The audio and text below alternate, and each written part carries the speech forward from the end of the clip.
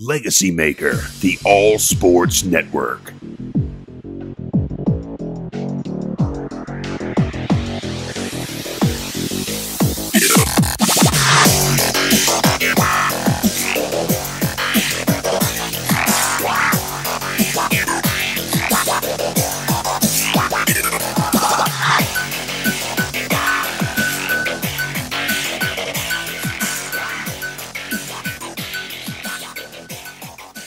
Hello, everybody. Darrell on LegacyMaker Sports Network.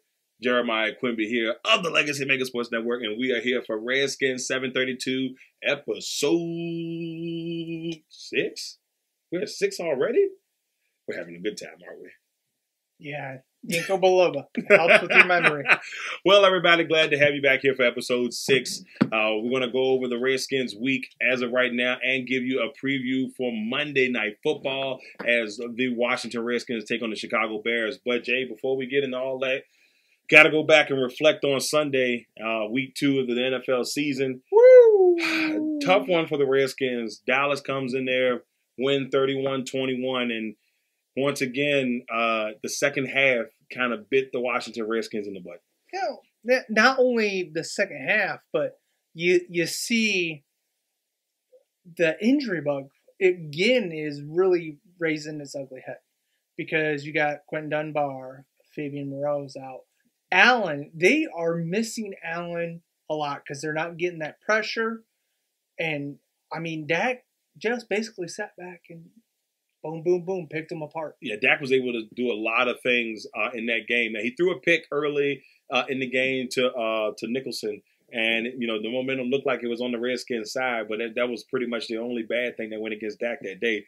Dak went 26 for 30 for 269 yards and 3 touchdowns, and 3 different receivers. It just seemed like the Redskins got tired towards the end, and it was rough. One sack with. You know, when Allen's healthy, you're talking about one of the best defensive lines in the league.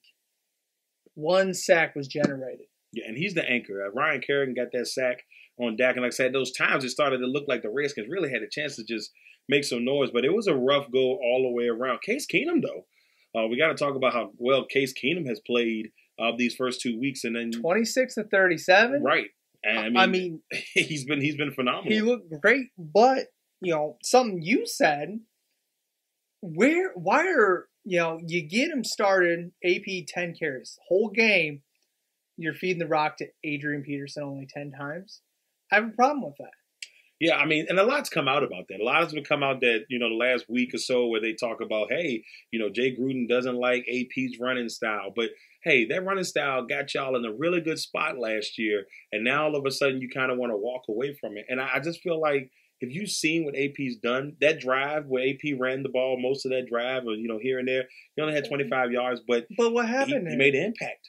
He scored a touchdown. Exactly. You know, and he got a chance to pass Jim Brown along the way for 5th place all time in rushing touchdowns with 107. So you congratulations. What AP. makes great coaches is not only finding players that fit your scheme, but when you have players like Adrian Peterson adapting your scheme to that player. Yeah, see, that's the one thing that I, you know, and look, I feel like the problem is he hasn't been able to adjust, speaking on Jay Gruden, you know, not being able to adjust is really hurting him right now. He's got to find a way to adjust, you know, to the players around him. Now, if he doesn't want the players around him, then do whatever you need to do to make, you know, get with Bruce Allen and make the trades that you need to make happen. I don't think any of that's going to happen, unfortunately. You know, Jay Gruden said months ago, you know, if they don't make the playoffs, guess what? He's not going to be there. And I told you this earlier. It kind of looks like, you ever had a job, go to a job and you're going there just there to punch the clock and then go home. Exactly. And that's the vibe that I'm starting to get. And I'm hoping that's not the case, but that's the vibe that I'm getting right now. I got to look at the game tape. Got to look at the game tape. I had a fan watching the game and then watching our post-game press conference that from the last game, and all he kept saying was, "I'm want to check the tape." And the fan was like, "Dude, were you at the game?"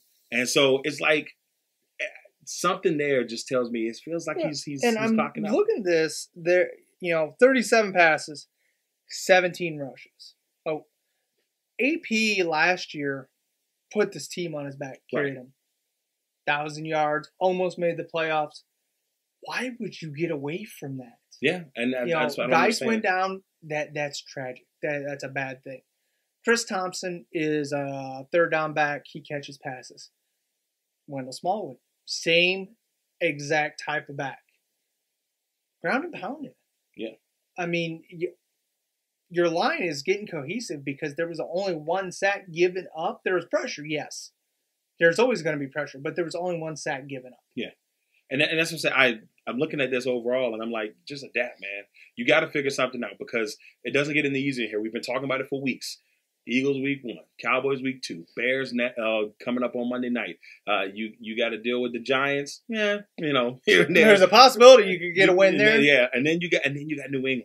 So it continues to get a little bit more difficult as the season goes along. And you got the Dolphins in there, so there's a positive. But looking at the way that they're scheming, you do not want to throw Dwayne Haskins into this mix. No. At this point, if you're not going to establish an identity. Well, I'll be honest with you. I don't think he needs to come in at all. I mean, at least the way right now that Haskins is playing.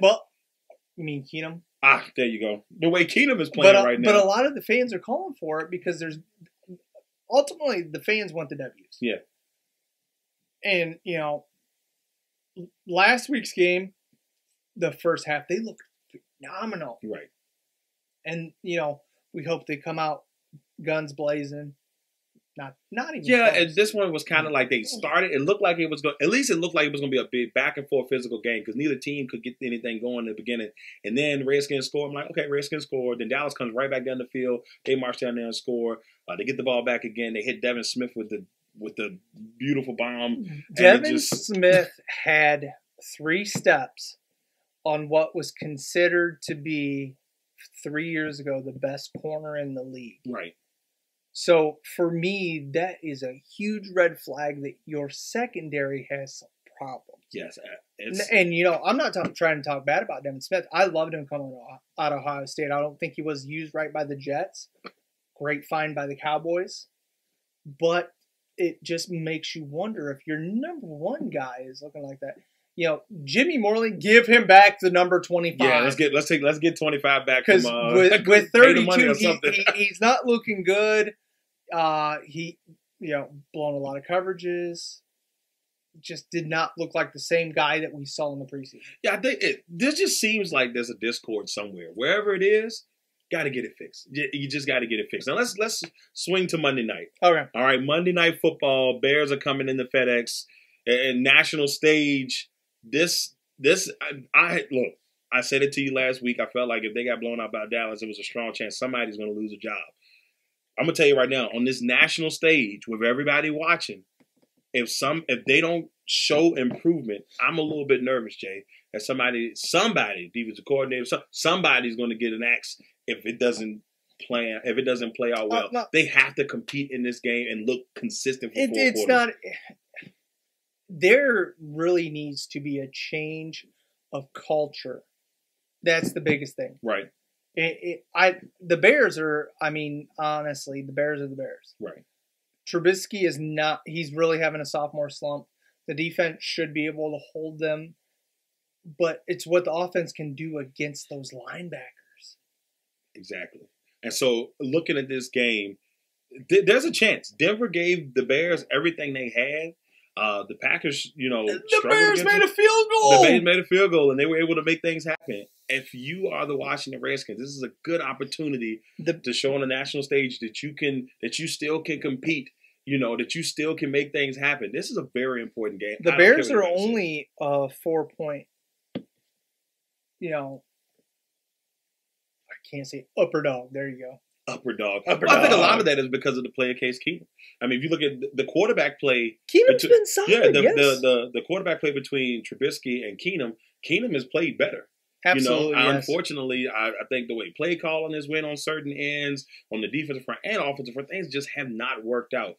But this is a big game, and that's the feel that I have from it. I think that if the Redskins start 0-3, do they miss the playoffs? Most definitely. I know that sounds mean, but it's going to be a hard comeback. You go back and look. only 3 teams that started 0-2 have ever made the playoffs. Right. In the Super Bowl era. Yeah, and it would take a pretty big thing to happen for them to happen. Now, granted, the Redskins last year started 6-3. They were 6-3 or 7-3 before Alex Smith got hurt, and then it roles reversed. Who knows? Maybe this time starts off a little slow, and then you ball out at the end. But it could be. But I mean, you just got to find something.